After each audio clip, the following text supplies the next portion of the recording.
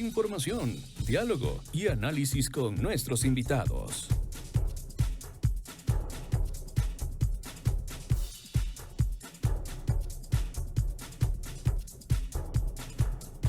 Siete de la mañana con 22 minutos, amigos. Y estamos cerrando ya esta semana, hoy es viernes, y cerramos con temas diversos, pero más allá de lo político en sí mismo, de lo que ocurre a nivel de la Asamblea Nacional, de lo que ocurre a nivel del Ejecutivo, de estas discusiones que se mantienen en este ámbito. Digo yo que cerramos también la semana con hechos como el ocurrido precisamente en estos días, que fue muy doloroso. Yo me atrevo a calificar que fue un hecho muy doloroso y muy triste, y tuvo que ver con la brutal agresión. Y aquí es preciso uno de los titulares que utiliza uno de los diarios que recogió esta noticia, esta brutal agresión que sufrió una estudiante por parte de otra estudiante de un colegio aquí en la capital.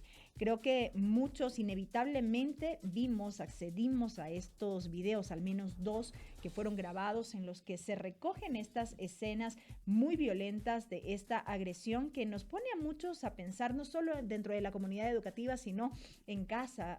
A muchos como padres de familia nos llevan a la reflexión de qué está pasando en nuestra sociedad, de cómo estamos educando a nuestros hijos, de la influencia que tienen hoy en día las redes sociales y otros aspectos que nos llevan a hechos como este. Vamos a dialogar sobre este tema, sobre el impacto de lo que ocurre ahora mismo en nuestra sociedad, en nuestro país, y me acompaña Edward Mayorga, él es psicólogo clínico, para hablar precisamente de esto, de la naturalización de la violencia, porque más o menos eso es el reflejo de lo que vimos a través de este hecho. Edward, bienvenido, buenos días. Buenos días, ¿cómo estás? Para mí siempre es un placer acá para los oyentes de la ciudad de Quito y obviamente también para los que se conectan por las redes sociales.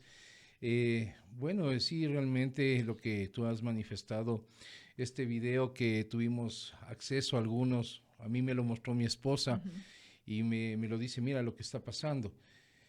Realmente sí es peluzna no por el hecho de que haya golpes de parte de dos estudiantes, es peluzna porque esto ya se ha vuelto un tema cotidiano.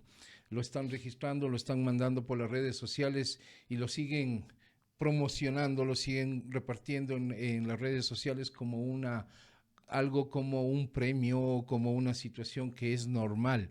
Entonces, realmente lo que debemos y procurar es evitar que esto ocurra. Bueno, ventajosamente las autoridades del Ministerio de Educación actuaron inmediatamente, pero de pronto es la punta del ovillo de lo que está ocurriendo.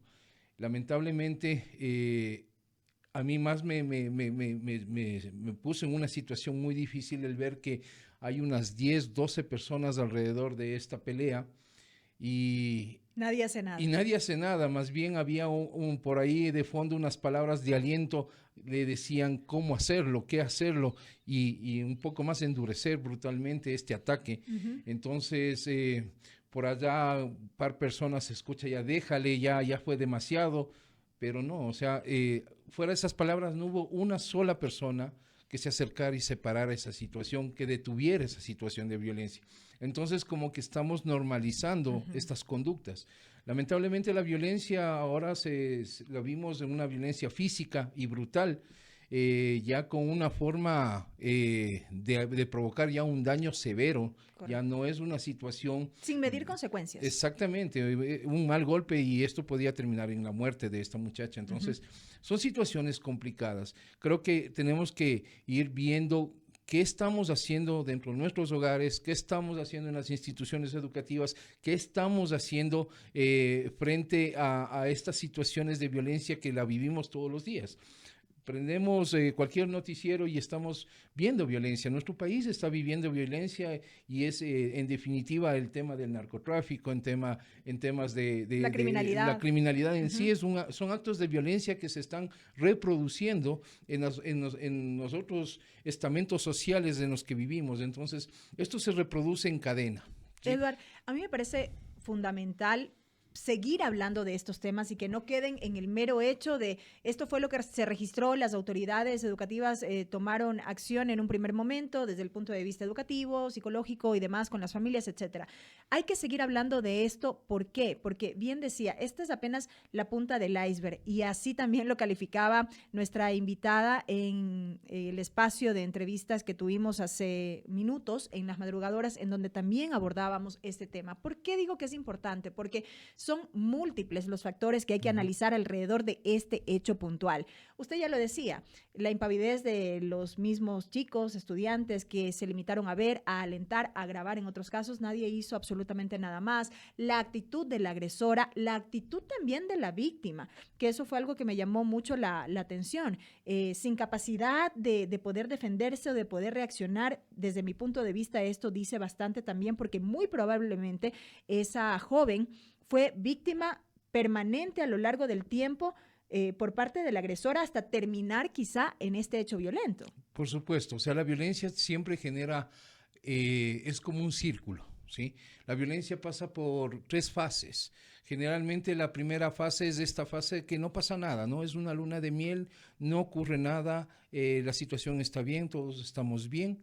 Luego llega la tensión, donde ya no estamos de acuerdo en algo, donde la situación comienza a ponerse difícil, donde ya comienzan a haber algún tipo de agresión. Pero todavía es sí, mínimamente controlable, controlable, si se quiere. De pronto son insultos, de pronto son situaciones en las que hay gritos, etcétera, etcétera, ¿no? Pero esto va escalando y llega el proceso de la violencia, y la violencia no, como necesariamente les decía, no es necesariamente física, ¿sí? Sino que ya comienza una agresión en donde el individuo que recibe la agresión comienza a ser sometido con poder. El poder puede ser psicológico, el poder puede ser físico, el poder puede ser sexual, el poder puede ser cualquier cosa que someta a la otra persona. Correcto. Entonces, cuando ya viene y escala a cualquiera de estas situaciones de violencia, la violencia ya es extrema. Y ya la víctima se siente o ha sido ya golpeada tanto física como internamente. Anulada. Sí, es una anulación, es un estado en el que, como esta niña, como ustedes vimos, es una niña que ya se hizo bolita, solo decía ya no me pegues, ¿ya? Como que no tenía capacidad ni siquiera de defenderse, ¿no? Entonces, en ese momento, nuevamente volvemos, ¿sí? A la reconciliación, y nuevamente volvemos a no pasó nada, a una luna de miel, tal vez te tratamos muy bonito, pasa de todas las cosas muy bonitas, regalamos flores, como que no ha pasado nada. Y ese círculo sigue permanentemente, es cíclico, ¿no? Va teniendo sus tiempos. El problema es que cada vez que la violencia se acciona, la violencia puede ser más y más y más, hasta el punto de que puedes llegar a haber un muerto, ¿no? O sea, la violencia va escalando y siempre terminará mal.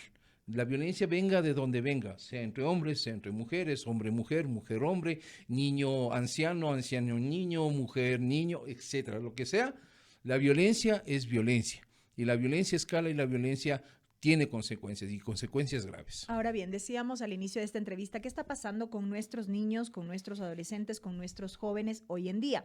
¿Qué está ocurriendo al interior de los hogares? Es cierto que vemos este fenómeno de la violencia ya enquistado en nuestro país en los diferentes niveles, pero ¿qué pasa fundamentalmente en los hogares, Edward? Ayer dialogaba con una compañera y ella me decía, pero no es tanto que esto no se hubiera dado antes también, y quizá muchos lo recordamos en la época del colegio, cuando había estas rencillas entre grupos y otros grupos, entre bandos, solo que ahora, decía ella, es visible por las redes sociales, porque tenemos la posibilidad de que alguien grabe un video, esto se viraliza y es de conocimiento público. Pero sí ha cambiado la conducta. Yo coincido con eso. Yo creo que se ha exacerbado. Sí, ha cambiado la conducta. Yo recuerdo, sí, yo también fui adolescente, yo también fui niño.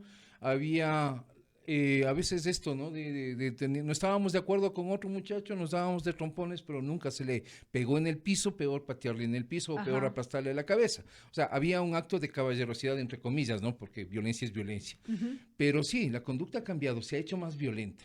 Entonces, sí tenemos que ir viendo qué está pasando en el entorno, porque nosotros somos producto no solo de nuestros hogares, sino del entorno también en el que estamos.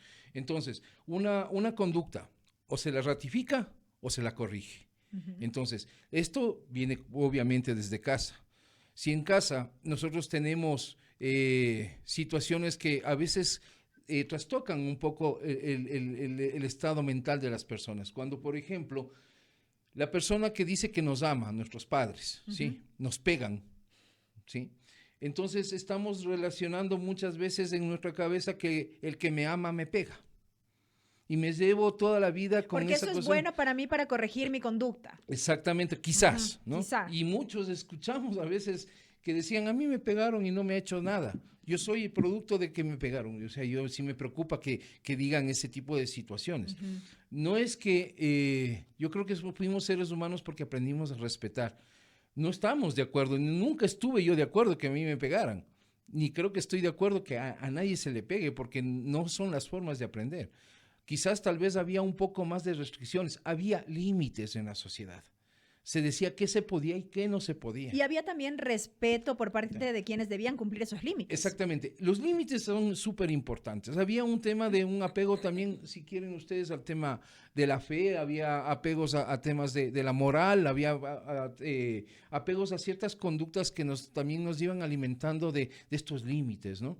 Hoy no existen estos límites y lamentablemente estos límites ahora se exacerban en situaciones de que se viralicen a través de las redes sociales, que sean como ciertos premios que se tiene o sea, lamentablemente esto por cada like que se le da, esto monetiza, ¿sí? Y mientras más espantoso sea lo que se pone ahí, el morbo de la gente hace que consume este tipo de información.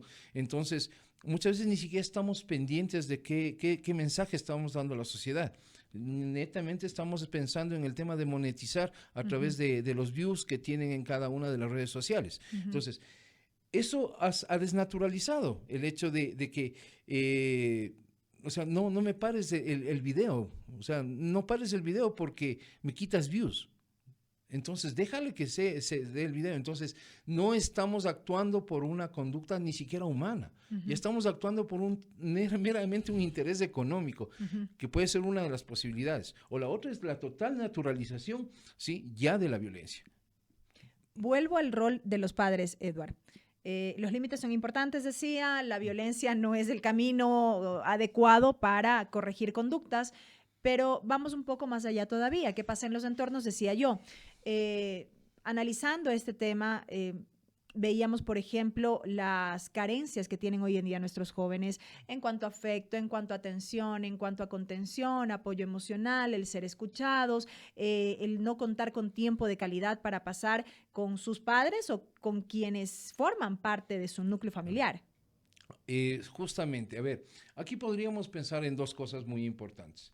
La una es, sin duda, los padres hoy tienen que trabajar los dos para poder mantener los hogares. A veces los niños permanecen mucho tiempo solos, tienen acceso a un montón de información y esta información no está siendo filtrada. Estamos generando espacios en los muchachos, como decía, no de calidad, ni tampoco de cantidad, peor aún de cantidad. Pero estos espacios a veces se ven truncados porque los padres llegan del trabajo, en vez de pasar con sus hijos un tiempo, ¿sí? Llegan cansados, frustrados, enojados. Entonces, estamos generando más violencia, ¿sí? No me molestes, estoy cansado. Entonces, los hijos también están en una situación de abandono, una situación en la que sus padres vienen a hacer sus consuelos, ¿sí?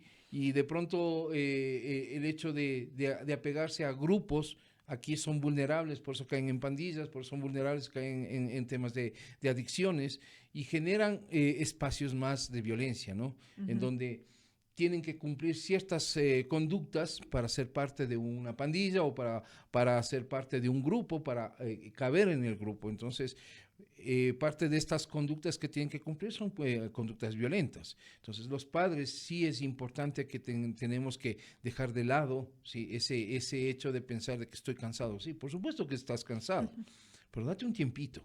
Un tiempito de calidad, de compartir con tus hijos, que tus hijos sepan que estás ahí para cuando te necesitan. Pero ¿qué implica ese compartir? Porque se puede confundir ok, estoy cansado, pero voy a pasar tiempo con mi hijo, con mis hijos, pero no necesariamente estamos interactuando con ellos. No es solo el hecho de estar presente físicamente una media hora, una hora, unos minutos, sino cómo estamos interactuando con ellos. Hay cosas que son claves. No es que nuestros hijos son desconocidos para nosotros, llegan a cierta edad en donde ya realmente ellos se quieren separar de nosotros y no quieren saber nada de nosotros, pero hay una época en que nosotros vamos conociendo a nuestros hijos, entonces en donde nosotros también decimos, no, nos vamos de paseo y nos vamos de paseo, no es tu elección, yo soy tu papá y todos nos vamos de paseo y nos vamos de paseo. Entonces un poco hasta obligados se iban, pero ahí disfrutábamos, ahí hacíamos las actividades. Es donde los padres deben demostrar que administran la vida de sus hijos, ¿sí? Que ellos son la autoridad en casa. Exactamente. ¿Cómo muestro la autoridad? Discúlpame, no soy para ser tu amigo, soy quien corrige tus conductas, soy quien va a hacer de ti una mejor persona, ¿sí? No me interesa mucho que él considere que soy su amigo, me interesa que considere que soy su padre.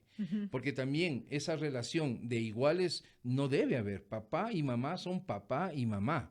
No son sus iguales. En el momento que los niños consideran que son iguales sus padres, se pierde el respeto. Se pierde el respeto, ya no hay este interés, o sea, te tratan como un igual. Entonces el padre y la madre deben mantener esa línea de respeto. Pero ¿cómo mantener esa relación y a la vez inspirar confianza, por ejemplo, para que los hijos acudan a uno en un momento en que lo necesitan, contar alguna situación, buscar un consejo?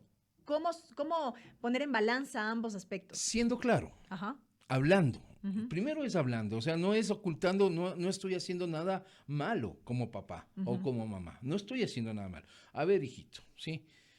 Sacas malas notas, sí, no te voy a pegar por eso, ¿sí? Pero vamos a conversar alrededor del tema. Y vas a tener que mejorar tus conductas. No es un tema de premio y castigo, es un tema que tienes que hacerte responsable de las cosas que has hecho mal. Todos tenemos que responsabilizarnos de aquellas cosas que nos salen mal. Porque hay consecuencias de los actos. Hay consecuencias de nuestros actos, o sea, es entender eso, no se trata de castigar por castigar. A veces los castigos que generan los padres son de lo más absurdos del mundo, ¿sí? Te quito un mes el celular, un año sin celular, y eso nunca ocurre. Entonces quedamos como grandes mentirosos frente a nuestros hijos. Entonces lo que tenemos que tener es practicidad. Claro. Tú tienes privilegio de tener un celular, tú tienes el privilegio de tener una televisión, tú tienes el privilegio de tener ciertas cosas por ser mi hijo. Entonces, al no cumplir con tus actividades, con las cosas que tienes que hacer, pierdes los privilegios. Y para ganarte ese privilegio tienes que cambiar de conducta. Entonces, es una conversación, es dejarnos como una cosa como mítica que queda en el pasado, de que solo alzaban la voz nuestros padres y nosotros hacíamos silencio. No, esto se trata de conversar, se trata de dialogar. Mira, nuestros hijos van a tener confianza en nosotros no por miedo, sino porque saben que no estamos equivocados, porque saben que los estamos cuidando, porque les decimos cada vez que les decimos te amo, hijo, porque te amo hago esto, ¿sí? Y demostramos con cosas, con hechos, o sea, digamos, sí, perdiste por el resto del día, no vas a tener el celular. Algo que pueda cumplir, pues. Y mantener la palabra. Y mantener la palabra, claro. ¿no? Por el resto del día. O sea, yo debo entender que si voy a generar algún tipo de sanción a mi hijo, debe cumplirse. Correcto. Pero no debe ser una locura de las iras, digo cualquier barbaridad y resulta que... Luego te echas para atrás en la decisión. No se cumple. Entonces, correcto, mi decisión es un chiste frente al adolescente, al niño. Y el niño ya no me cree, ya no soy autoridad, ¿sí? Entonces, yo tengo que generar algo que sí se cumpla. Por el resto del día no tienes el celular, se queda aquí, listo, mañana lo tienes. Entonces, él va entendiendo que tiene consecuencias sus actos. Y él va entendiendo que cada vez que yo le doy una alternativa, él puede escoger y puede acudir a mí. Por supuesto, si yo soy una persona frustrada y él saca malas notas y le pego una tranquiza al muchacho, eso en nada soluciona. Nunca más me va a decir que está mal en notas. ¿Ya? Y muy probablemente no va a ser tampoco el esfuerzo para mejorar en eso porque generas un trauma de alguna manera. Los niños a veces huyen de casa por las notas. Niños se suicidan por las notas. Por el miedo a la reacción de los padres. Exactamente. Es una cosa absurda que nosotros estemos generando. Una nota sí, es importante que los niños se nutran, pero no se trata de que sean evaluados y una evaluación sea la que defina la vida de un ser humano. Entonces, debemos entender también como adultos que eso no es una salida. Quiero que mejore el nivel académico mi hijo, correcto, pero tengo que tomar otras alternativas. Tal vez necesite otro profesor, tal vez necesite cogerle gusto a la materia, tal vez necesite darle unas horas más a ese tipo de temas, etcétera. Pero son otras alternativas. O sea, yo gritarle, hablarle, pegarle, esto es promocionar lo que veníamos hablando, violencia. Y esto se traslada a las instituciones educativas. La comunidad y luego educativa, a la vida adulta. Claro, la comunidad educativa tiene reglas claras, pero ¿cómo las estamos aplicando o no las estamos aplicando? Los DESES tienen ya un manual de convivencia en las instituciones educativas para evitar justamente la violencia, para evitar temas de bullying, etcétera, etcétera. Pero ¿qué estamos haciendo? Estamos generando realmente lo que se debe hacer realmente en todos los espacios, es prevenir. Correcto. ¿Sí? Le invertimos a la prevención y ya no tenemos que estar lamentando consecuencias. Correcto. Lo que ahorita ocurrió con el estudiante, claro, el estudiante ahorita está en su casa, habrán sanciones, puede haber situaciones mucho más graves, porque esto también ya está en la fiscalía. ¿Sí? Tranquilamente esto se puede asumir como un intento de asesinato. ¿Sí? Se podría asumir por el nivel de violencia. Esto no es muy común ver este tipo de situaciones, digamos, que sean tan virales, ¿no? Entonces, y no es esto algo que se queda aquí. Eso sigue rodando y vamos a verlo esto después de 2 años, vamos a seguir viendo este acto de violencia. Y ya veremos cuánto ha cambiado nuestra sociedad hasta aquello. Exactamente, Edward. Entonces Gracias. No podemos, digamos, depender, ¿sí? netamente de las sanciones que pongamos. Es como sociedad. Cambios mucho más estructurales. Así es. La violencia no desaparece con decir, ya yo no te voy a pegar, yo ya no te voy a gritar, ya no te voy a ofender. No. La violencia para en el momento que yo me detengo. Así es. O sea, cada uno se debe detener a la violencia. No podemos vivir en violencia, porque eso va a terminar mal. Correcto. Va a terminar con las familias, va a terminar con las personas. Correcto. Con eso me quedo, Edward. Importantísimo hablar de estos temas y hemos procurado hacerlo así, alejados ya un poco de esta convulsión política que vive el país, porque es fundamental, es necesario hablar sobre qué estamos haciendo como sociedad a propósito de estos hechos y cuál es nuestro rol en esta sociedad precisamente para corregir lo que está ocurriendo. Edward Mayorga, psicólogo clínico, ha estado esta mañana con nosotros. Mucho gusto. Gracias por esta presencia hoy en la primera emisión de MQ Noticias. Son ya las 7 de la mañana con 44 minutos.